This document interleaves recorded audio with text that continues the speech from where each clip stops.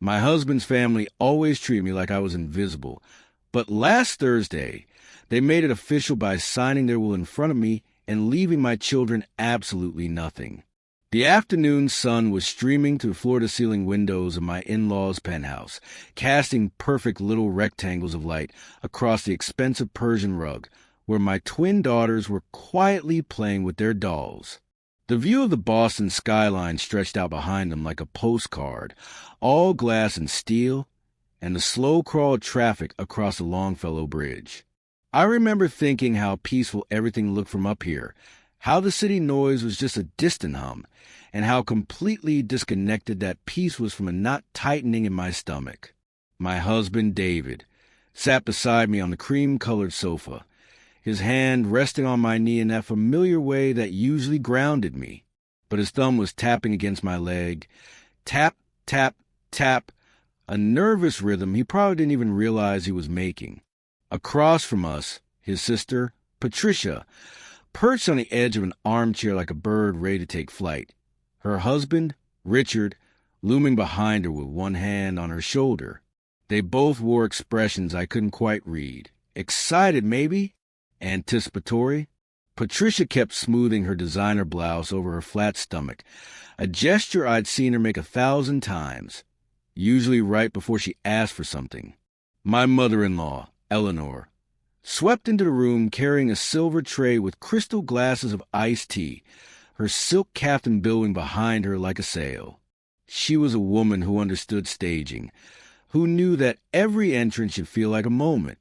She placed the tray on the coffee table with deliberate precision, then settled herself next to my father-in-law, Harold, who had been quietly reading the newspaper in his leather recliner by the window.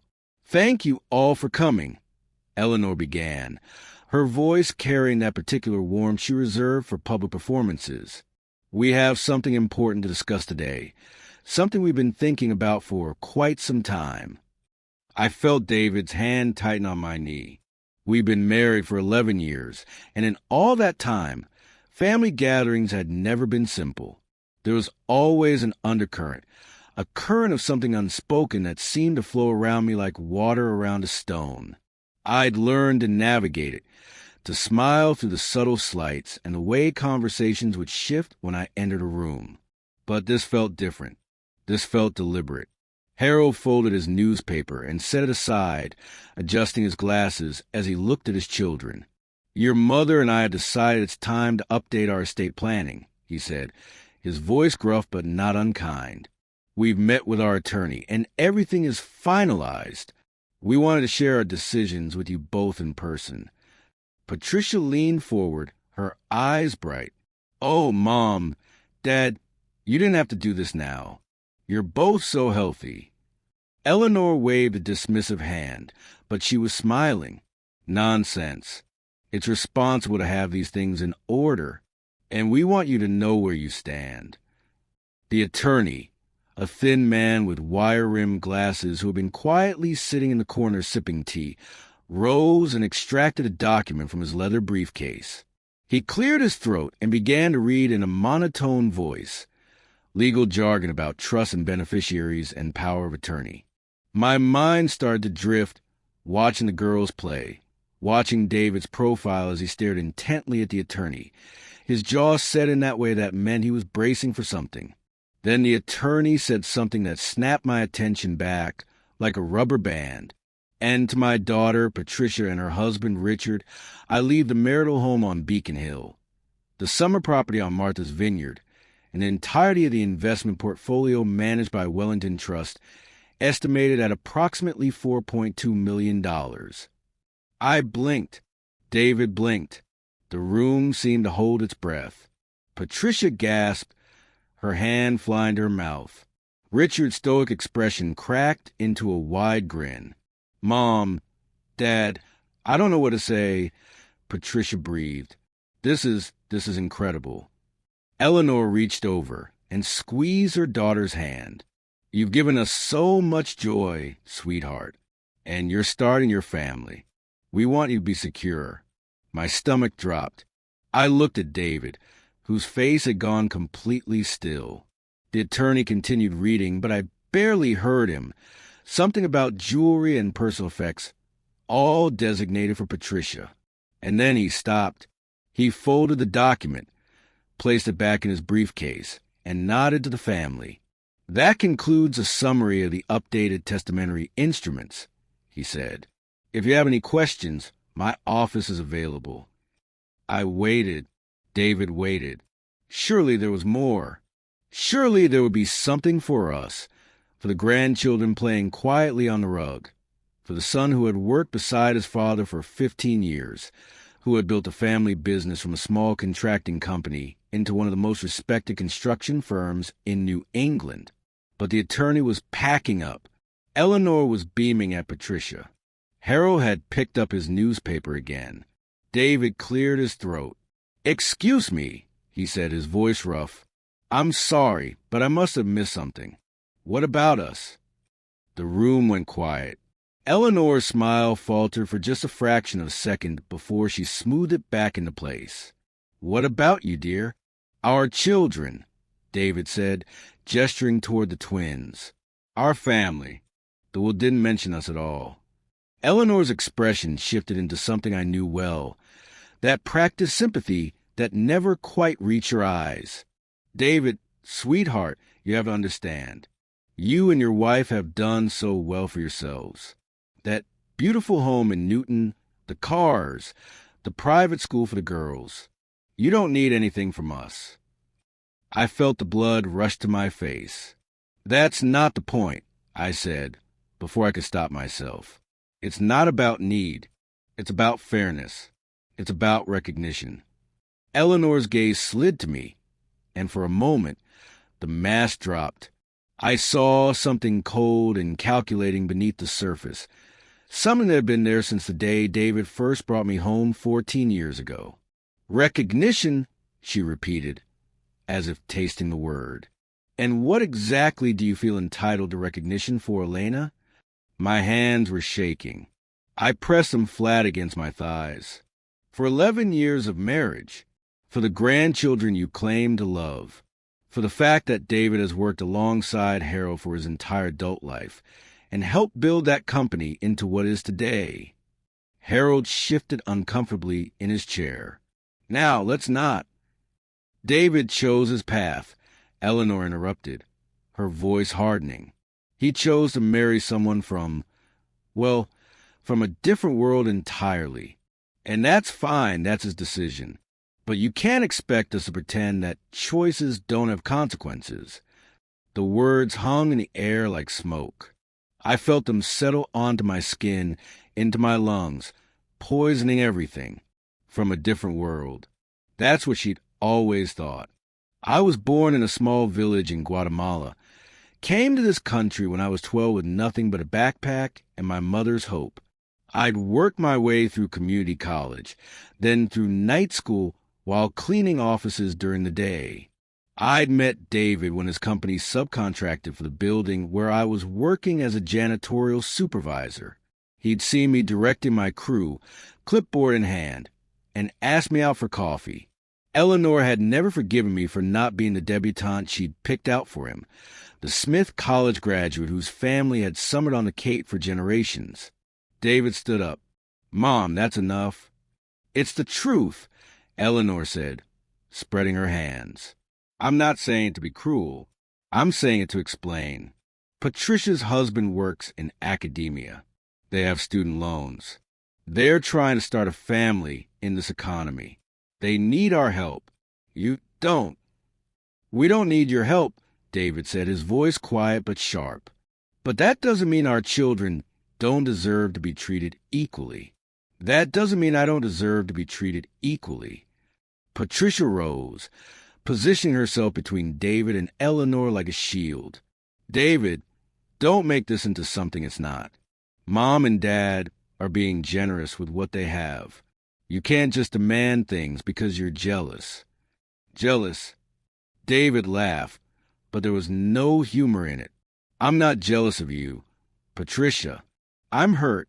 I'm hurt that after everything I've done for this family, after 15 years of working beside Dad, After bailing out the company during the 2008 crash when you and Richard were living in Europe on Mom and Dad's money, I'm apparently not even worth a mention in their will. Richard stepped forward, his chest puffing slightly. That's a low blow, David. You don't know anything about our situation. I know you've never worked a real job in your life, David said flatly. I know Mom and Dad have been supporting you since the day you dropped out of grad school. I know you borrowed money from them to buy your house in Cambridge, and I know you've never paid a dime of it back. David, Eleanor's voice cracked like a whip. That is enough. I will not have you speak to your sister that way in my home. The twins had stopped playing. They were watching us with wide eyes, their dolls forgotten. I rose and went to them, kneeling down to their level.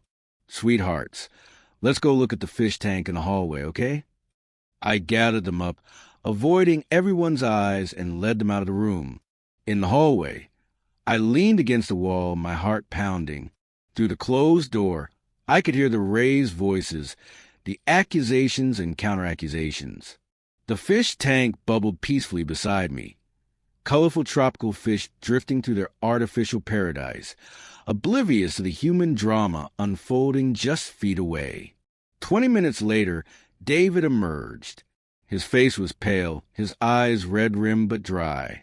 He didn't say anything, just took the girl's hands and walked toward the elevator. I followed, my mind churning with questions I didn't dare ask. The ride down was silent. The walk to the car was silent. The drive home through the evening traffic was silent, except for the girls' chatter in the back seat about the fish they'd seen and whether we could get a fish tank of our own. That night, after the girls were in bed, David sat in his home office with the door closed. I brought him tea, which went cold on his desk. I brought him dinner, which remained untouched. Around midnight, I went to bed alone, staring at the ceiling and wondering what would happen to us now. The next few days passed in a fog. David went to work, came home, went through the motions of fatherhood and husbandry, but something was missing. The light behind his eyes had dimmed. He'd always been the steady one, the rock, the person who could handle anything life threw at him. But this betrayal by his own mother, had cracked something fundamental. His sister started calling, then texting, then emailing. The messages ranged from conciliatory to accusatory, sometimes within the same communication. David, let's talk about this like adults. You're being completely unreasonable. Mom is devastated. How could you do this to her? Richard says you're just jealous because we're having a baby and you're stuck with 2 girls. That last one made me see red. I wanted to respond, to unleash 11 years of pent-up frustration on Patricia's entitled head, but David asked me not to. It won't help, he said quietly. Nothing I say will help. She's made up her mind about us. Harold called too, but his conversations were different. Awkward. Apologetic. Your mother is set in her ways, he said. You know how she is. I tried to talk to her about including the girls, but she wouldn't budge. Dad, it's not just about the girls, David said, his voice tired. It's about me. It's about the fact that she's erased me from the family entirely. Harold was silent for a long moment. I know, son. I know, and I'm sorry. But sorry wasn't going to change anything. The will was signed. The attorney had filed it. Legally, David and our children were entitled to nothing. 2 weeks passed. Then 3. Life continued, as it always does. The girls started kindergarten. David threw himself into work, staying later and later at the office. I went back to my part-time job at the community center, teaching English to recent immigrants, finding solace in their struggles and triumphs, in a reminder that I wasn't the only one fighting to belong. Then, on a rainy Tuesday afternoon, Harold showed up at our door. He stood on the porch, rain dripping from the brim of his baseball cap, looking older and more uncertain than I'd ever seen him. In his hands, He clutched a manila envelope. "Elena," he said when I opened the door. "Is David home?" I led him to the living room, where David was helping the girls with a puzzle. They looked up, surprised to see their grandfather. He rarely visited. Eleanor always insisted that family gatherings happen at their house, on their terms. "Papa Harold," the girls chorused, running to hug him. He knelt down, embracing them both, and for a moment I saw the man he might have been in a different life, a different family. "Hey there, little ones," he said, his voice thick. "Can you do me a favor and go play in your room for a bit? I need to talk to your daddy." When they were gone, Harold settled heavily onto the couch and placed the envelope on the coffee table. "I've been doing a lot of thinking," he began. "About what happened, about your mother, about everything." David sat across from him, arms crossed, expression guarded. "Dad, if you're here to try to smooth things over..." "I'm not." Harold held up a hand. "I'm here because I've made a decision. And I need you to understand that this is my decision, not your mother's. She doesn't know I'm here." He opened the envelope and pulled out a stack of documents. "The construction company. It's half mine. Has been since the beginning. Your mother's money helped start it, but my labor built it. My sweat, my blood. And yours too, son. Yours more than anyone's." David leaned forward, confusion flickering across his face. "What are you saying?" "I'm saying that I've had my own will drawn up, separate from your mother's. And in my will, I'm leaving my half of the company to you, not to Patricia, not to anyone else. To you." The silence that followed was deafening. I felt tears prick at my eyes, but I blinked them back. This wasn't my moment. This was David's. "Dad, I don't know what to say." Harold shook his head. "You don't have to say anything. I should have done this years ago. Should have stood up to your mother more. But I was weak. I let her run things because it was easier than fighting. And I let her treat Elena like she wasn't good enough." He looked at me then, really looked at me, and I saw genuine regret in his eyes. "You've been more of a daughter to me than Patricia ever was. You work hard. You love my son. You're raising those beautiful girls to be strong and kind. And I never told you that. I'm sorry." I crossed the room and sat beside him, taking his weathered hand in mine. "Thank you, Harold. That means more than you know." He patted my hand, then turned back to David. "There's more. The vacation property in Vermont, the cabin your grandfather built, that's in my name only. Has been since he passed. I'm signing that over to you and Elena now. Not in a will, not waiting. It's yours. Do with it what you want." David's jaw dropped. "Dad, you can't just..." "I can. I did." Harold pulled another document from the envelope. "I met with an attorney this morning. It's done. Recorded. Your mother can't touch it." We spent the next hour talking. Really talking, for the first time in years. Harold told us stories about his own father, about building that cabin with his bare hands, about the summers David had spent there as a boy before Eleanor decided it was too rustic and stopped going. David's face softened as he remembered, and for a moment he looked like the man I had fallen in love with, not the burdened, wounded version Eleanor had created. When Harold finally left, the rain had stopped and the sun was breaking through the clouds. David stood at the window, watching his father's car pull away, and when he turned back to me, there were tears on his cheeks. "She can't take this from us," he said quietly. "She can try, but she can't." I went to him, wrapping my arms around his waist, resting my head against his chest. "No," I agreed. "She can't."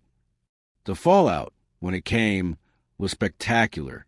Eleanor discovered Harold's betrayal 3 days later, when she tried to access the deed to the Vermont property for some reason and discovered it was no longer in their joint names. She arrived at our house in a fury, Patricia in tow, both of them vibrating with outrage. "How dare you?" Eleanor shrieked, her carefully constructed composure in tatters. "How dare you manipulate my husband into stealing from his own daughter?" I stood in the doorway, blocking their entrance. No one manipulated anyone. Harold made his own decision. "Harold is a fool," Eleanor spat. "A senile old fool who's being played by a gold digger and her." "That's enough." David appeared behind me, his presence solid and reassuring. "You're not coming into our house to insult my wife. Say what you came to say and then leave." Patricia pushed forward, her face contorted with fury. "You think you won something? You think that run-down shack in the woods makes up for what you're stealing from me? Mom promised me everything. Everything. Mom promised you things that weren't hers to promise," David said calmly. "Half of the company belongs to Dad. The cabin belongs to Dad. He can do whatever he wants with his own property." "It should be mine," Patricia insisted. "I'm the one who stayed close. I'm the one who gave them grandchildren they can actually be proud of." I felt the words like a physical blow. Grandchildren they can actually be proud of, as if my daughters, bright, beautiful, bilingual girls who were already reading above grade level, were somehow lesser because they came from me. David must have felt it too, because his voice hardened. "Get off my property. Both of you. Now." Eleanor drew herself up, her eyes blazing. "You'll regret this, David. When your father is gone and you're left with nothing but that woman and her foreign ways, you'll remember this day and wish you'd chosen your real family." "Elena's my real family," David said. "My daughters are my real family. You're just the woman who gave birth to me. And right now, I'm struggling to remember why I ever cared what you thought." He closed the door in their faces. For a long moment, we stood there in the foyer, listening to the muffled sound of their retreat, the crunch of gravel, the slam of car doors, the roar of an engine. Then David let out a long breath and pulled me into his arms. "I'm sorry," he whispered into my hair. "I'm sorry it took me so long to see. I'm sorry for every time I made you sit through their dinners, their holidays, their casual cruelties. I'm sorry I ever let you believe you weren't enough." I held him tight, feeling the steady beat of his heart against my cheek. "You have nothing to be sorry for. You've always stood by me. Always. I should have done more. Should have cut them off years ago. Maybe." I pulled back to look at him. "But we're here now, and we have each other, and we have that cabin in Vermont." A ghost of a smile crossed his face. "We do. What should we do with it?" I thought about it, the possibilities, the potential. Let's fix it up. Make it ours. And then, I don't know, maybe rent it out sometimes. Use it as a getaway. Let the girls build memories of the way you did. David nodded slowly. "I'd like that. I like that a lot." The weeks that followed were busy ones. We hired contractors, oversaw renovations, made countless trips to Vermont to choose paint colors and furniture and fixtures. The cabin, which had been neglected for years, slowly transformed into something beautiful, a blend of its rustic origins and our modern sensibilities. David hung photos of his grandfather on the walls, alongside pictures of our girls and my own family back in Guatemala. It became a place of healing, of new memories layered over old. Harold came to visit once the work was done. He walked through the room slowly, touching the walls, the windows, the stone fireplace his own father had built. When he reached the kitchen, where I was preparing dinner, he stopped and looked around with wonder in his eyes. "It's perfect," he said quietly. "Just perfect. My dad would have loved this." I handed him a glass of wine. "It's your home, too, Harold. Always." He shook his head. "No, it's yours. That's how it should be." He took a sip, then looked at me with an expression I couldn't quite read. "I'm leaving her, you know." I set down the knife I'd been using. What? Eleanor, I'm leaving. I've had enough. Enough of the manipulation, the control, the way she treats everyone like pawns in her game. He sighed heavily. I should have done it years ago. Should have done a lot of things years ago. I didn't know what to say.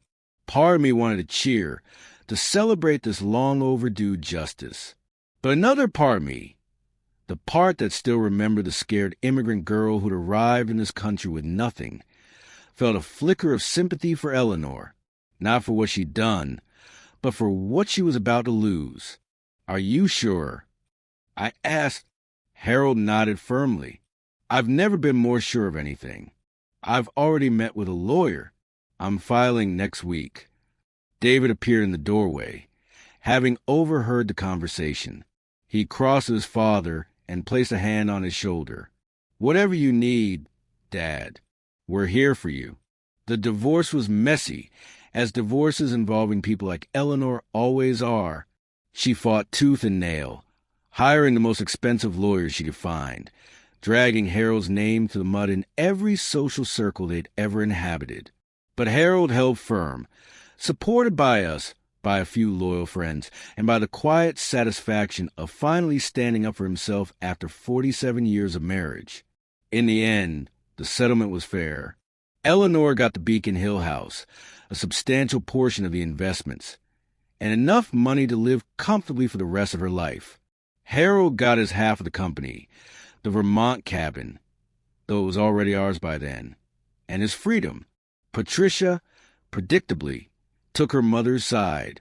She cut off all contact with Harold, refusing to let him see their new baby, spreading rumors about his mental decline and manipulation by outsiders. It was cruel, but not surprising. She'd always been Eleanor's daughter first, Harold's second. David grieved the loss of his sister, the niece he'd never know, the family that had splintered beyond repair. But he also found a strange sort of peace in the clarity of it all. The lines were drawn now. There was no more pretending, no more walking on eggshells, no more hoping that somehow, someday, they'd accept us. They wouldn't, and that was okay. The first summer after everything happened, we opened the cabin as a vacation rental. It was David's idea, born of our conversations about making the property work for us.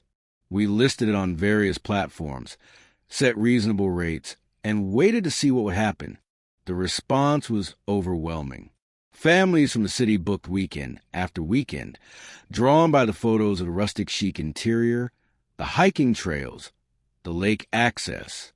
We made enough money in those first 3 months to cover the renovations, and then some. By the end of the year, we'd turned a profit.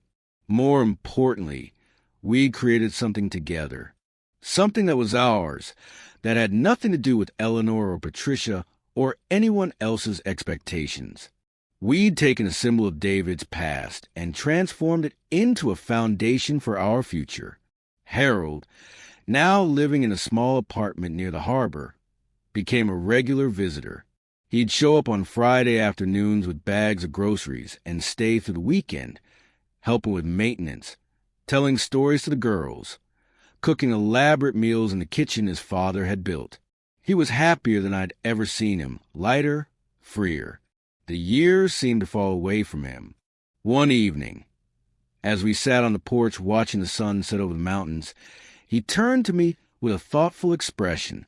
"You know," he said, "I used to think your mother-in-law was right about some things, about the importance of family, about sticking with your own kind, about all that nonsense." He shook his head.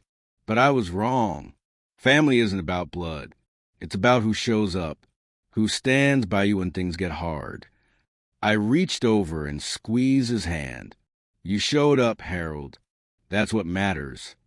He smiled, a real smile, one that reached his eyes. Took me long enough. The girls came running out onto the porch, demanding we join them for esmores around the fire pit. David emerged from the cabin with a bag of marshmallows and a box of graham crackers. And for a while, we just existed. A family, whole and complete, around a crackling fire under a sky full of stars.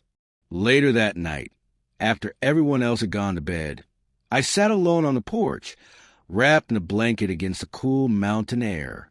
The fire had died to embers, glowing orange and red in the darkness. Somewhere in the distance, an owl called. David appeared beside me, settling into the chair next to mine. He didn't say anything, just reached over and took my hand. I thought about the journey that had brought us here, the years of subtle rejection, the public humiliation of that while reading, the explosive confrontations, the slow, painful process of cutting toxic ties. I thought about my own parents, still in Guatemala, still proud of the daughter who'd crossed borders and built a life. I thought about my daughters, sleeping peacefully inside, growing up in a world where they'd never have to wonder if they were good enough, if they belonged. "Are you okay?" David asked quietly. I turned to look at him, at this man who'd chosen me against all odds, who'd stood by me through every storm, who'd finally learned to put our family first. "I'm more than okay," I said. "I'm exactly where I'm supposed to be." He lifted my hand to his lips and kissed it. "Me too." The next morning, I woke to the sound of rain on the roof and the smell of coffee brewing. David was already up, sitting at the kitchen table with his laptop, a small smile playing at the corners of his mouth. "What are you looking at?" I asked, pouring myself a cup. He turned the screen toward me. It was an email from a property management company, inquiring about expanding our rental offerings.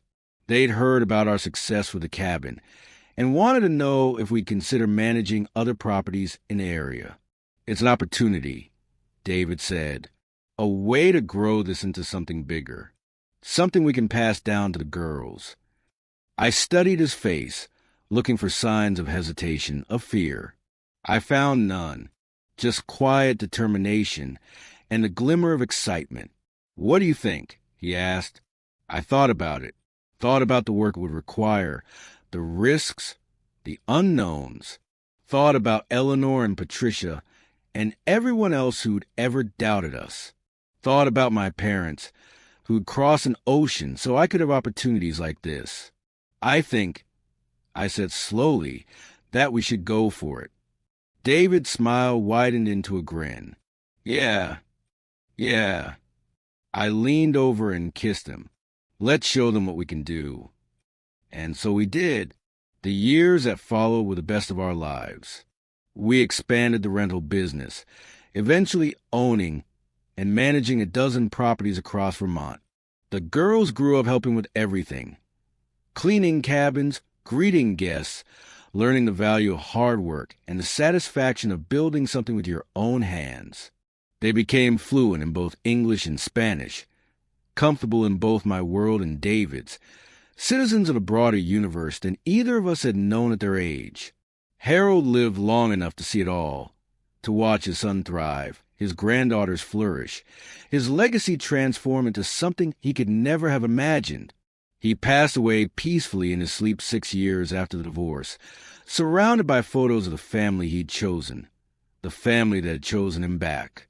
Eleanor and Patricia faded from our lives like ghosts. We heard rumors sometimes that Eleanor had remarried, that Patricia's marriage had fallen apart, that the money had run out faster than anyone expected. But we didn't seek them out, and they didn't seek us. The gulf between us had grown too wide, too deep, too filled with the wreckage of what might have been. Sometimes, late at night, I'd wonder if things could have been different, if I'd been born somewhere else, to different parents in different circumstances, if Eleanor had given me a chance, if Patricia had been capable of generosity. But those thoughts never lasted long. The past was the past. All any of us could do was build the future. And build we did. On a crisp autumn afternoon, 20 years after that fateful reading, I stood on the porch of the original cabin and watched as my daughters, grown women now, with families of their own, chased their children around the yard. The leaves were turning gold and red and orange, and the air smelled of wood smoke and apples. David came up behind me, wrapping his arms around my waist, resting his chin on my shoulder. "Look at them," he murmured. "Look what we made." I leaned back against him, feeling the steady warmth of his body, the solid reality of our life together. "We made a lot of things," I said, "but this family, this is the best." He kissed my temple. "I love you, Elena. I loved you the moment I saw you with that clipboard, telling those workers exactly what they needed to do. I'll love you until the day I die." "Good," I said, smiling, "because I'm not going anywhere." The children's laughter floated up to us on the breeze, bright and clear and full of joy. In the distance, the mountains stood silent and eternal, witnesses to everything we'd overcome, everything we'd become. And I thought, finally, after all these years, I belong. I am home. I am loved. It was enough. It was more than enough. It was everything.